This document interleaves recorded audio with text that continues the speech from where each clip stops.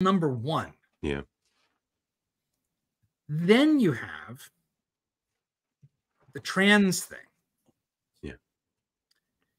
And that's really significant. And it's like, oh, this is gender politics and it's bigotry and blah, blah, blah, blah, blah, blah, blah.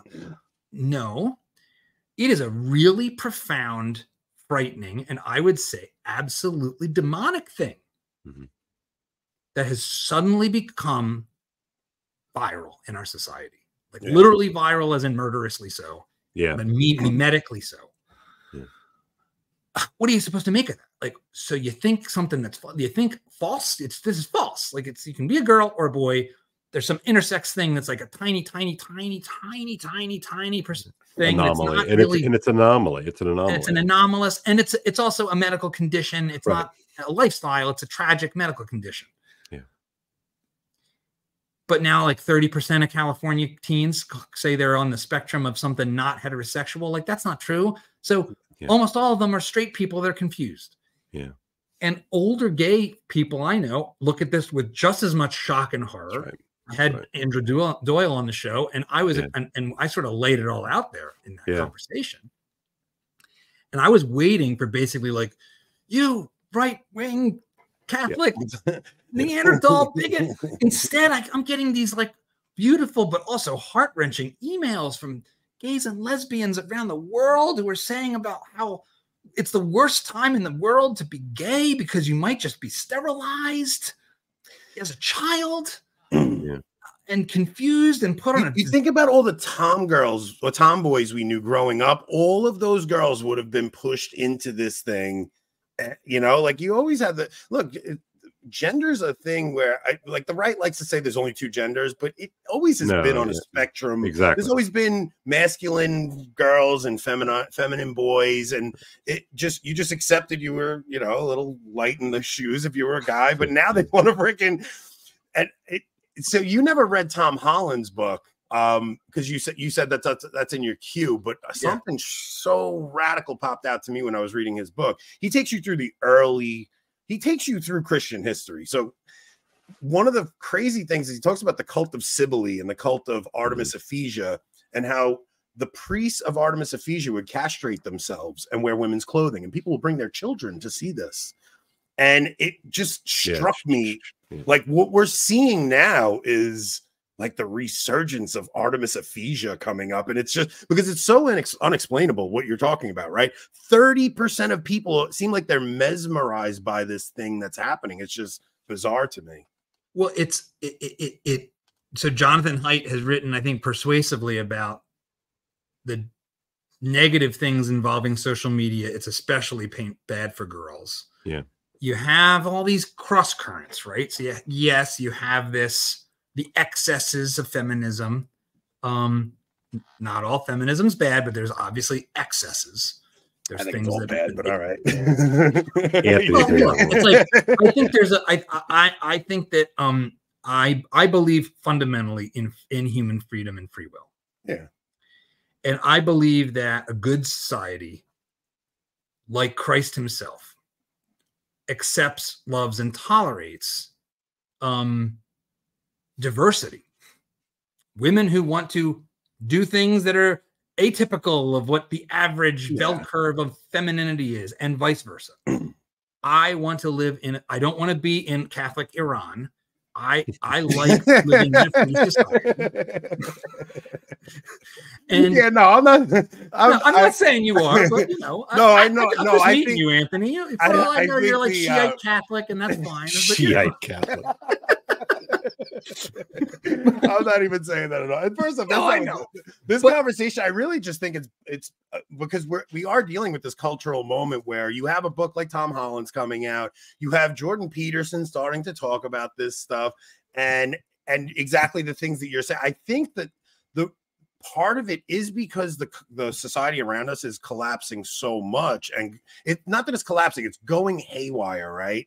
And I think there is always the urge to do what you're saying, which is reject everything and just go back. And that really is a danger. And I see a lot of people doing that where they're I mean, we were just goofing around before the show about people talking about geocentrism again, because people have lost so much trust in the institutions at this point that they're like, I reject it all. I just want to go into this area over here, you know? Well, this is the, I mean, so, you know, I think that this is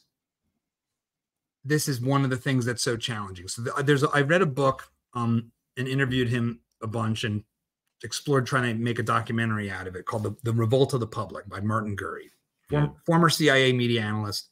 Yeah. He writes this book in 2014 that, if you read it, is very prescient. It really like paints the picture 2 years before Trump comes down that escalator. Right. Of the kind of circumstances that give rise to Trump, but not just Trump, really Black Lives Matter. Yeah. And so what he basically says is, we have been hit by a fifth wave of information akin to the printing press. Yeah. So when you think about the printing press, what it unleashes culturally is, you know, sort of boop, boop, boop, Martin Luther and 30 years of war in Europe.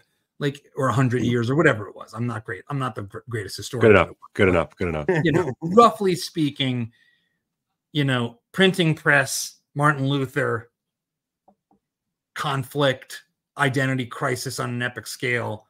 And I would just add that, John, you know, one of the things that I want to, you're right about Luther and the printing press, but also remember just a few short years prior to those mega events, those sort of mega things. The new world. Yeah, Columbus discovers a new world. So you have an absolute explosion of conceptions of time and space, you know, in one fell swoop. You know, you have the advent of the printing press, and then you have this sort of this turn toward the self as the locus of authority. Like that is just, of course, things descended into, you know, years of war and conflict, of course. Yeah, and so the internet is as big, if not bigger, and maybe AI will even eclipse that in the way it's this insane mirror on our nature and who knows what else. But what he notes is what the internet and the tsunami of information that it has opened does, and it has benefits and costs, is it drops us into a world in which the elite is revealed to be the bunch of lying, corrupt schmucks that they've always been.